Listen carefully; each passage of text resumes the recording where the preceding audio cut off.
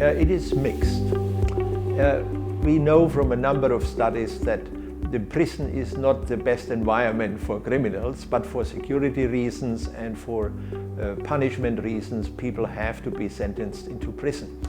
And it was realized that it does not make much sense to put them in prison and let them out after the end of the sentence, after 5 years, 3 years, 2 years, whatever, but to treat them, to give them programs to try to rehabilitate. And this has strongly increased, as you say, and we have indeed relatively positive results.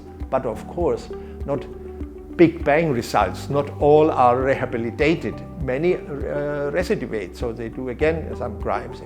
But overall, in most areas, violent offenders, property offenders, general offenders, there is progress. Even with the sex offenders, a particularly difficult group, there are some encouraging results.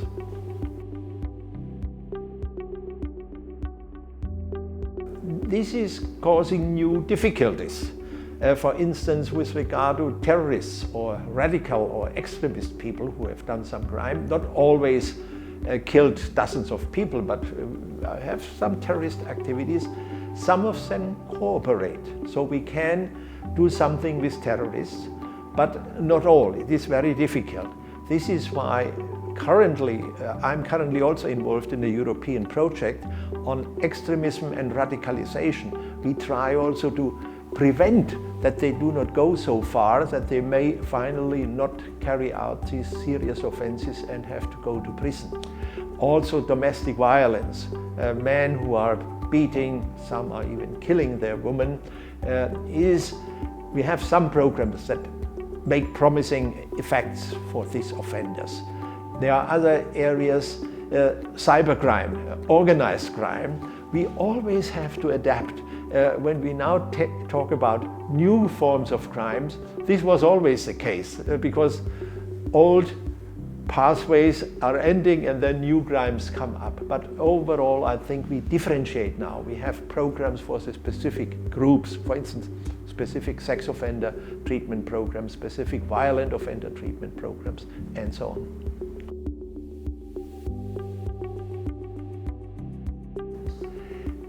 It is a double policy. The policies in many countries are, on the one hand, getting tougher on crime. So sending more people and sending them longer into prison. Spain is a country which has a particularly high rate of incarceration. For instance, roughly 150 per 100,000 inhabitants are incarcerated. America has 700 per 100,000, United States. Germany has 80 or so, much lower. So the leaders in Western Europe are Spain and England. And we cannot arbitrarily reduce prison population because when the sentences are like that, they have to be put into prison. But the development of the programs led overall to a reduction of recidivism. And a number of professions, psychologists, social workers, also the prison officers, contribute importantly to this development.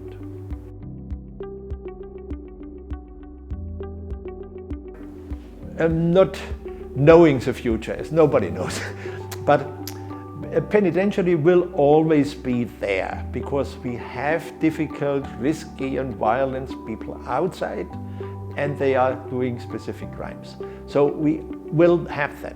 But of course, if we could reduce incarceration, then it would be more easy for some to adapt again if they get treatment also in the community, not only in prison. For instance, let me give an example.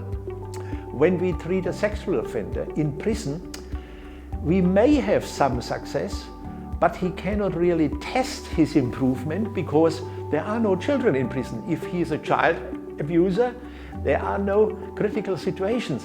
And this is why today we say, okay, prison sentences, increasing treatment and rehabilitation in prisons, but also follow up and offer afterwards some programs, some help, some support. And this is happening, to my knowledge, in all Western countries.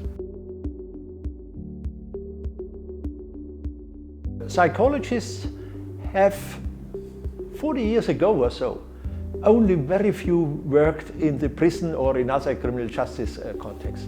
As you said, the number of psychologists has substantially increased working there, and also the training has improved. In former times, sometimes they only got a clinical psychology training or organizational psychology training. Now we have specialists in forensic psychology, in criminal psychology, and they are doing very important work.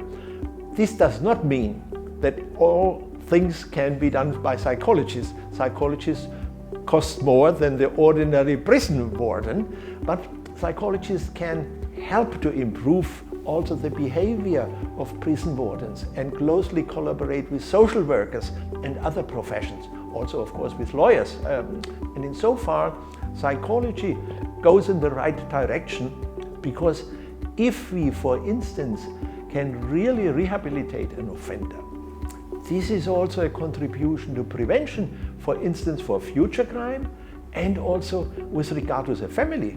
Many prisoners have children, so if he does no longer become a criminal, then it's good for the family and the children. We have done research on that, and this is highly important.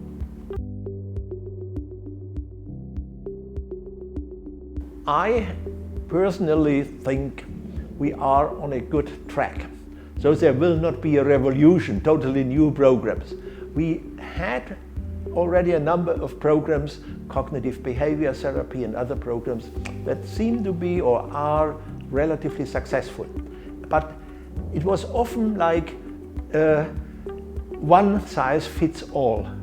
And we need now to differentiate more what program is specifically needed by this type of offender or that type of offender. So I would say fine-tuning of programs is now necessary.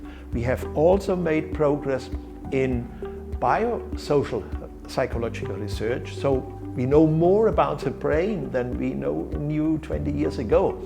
And some influence is already there, and we can improve the programs in collaboration with the neurosciences and neuropsychology.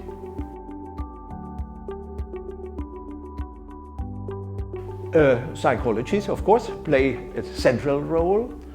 They are more expensive as an ordinary warden. Insofar we will not have so much, but psychologists play a key role. Social workers who get a good forensic training. You cannot do simply what you do with other clients, for instance, poor people or so on. You need really to understand the origins, the causes of crime, and the specific causes of the people. So if the university trains this criminal psychology or forensic psychologists, this is very important to have an offer on the market. And I assume that the government, or I do not know, has Spain private prisons? They will require these people. But it is of course also a real challenge for the training, because it could not be only theoretical teaching in seminars. It needs some combination with practice, exercising these things, so the students who are leaving the university get the know-how and get the knowledge to really meet the demands of the penitentiary system.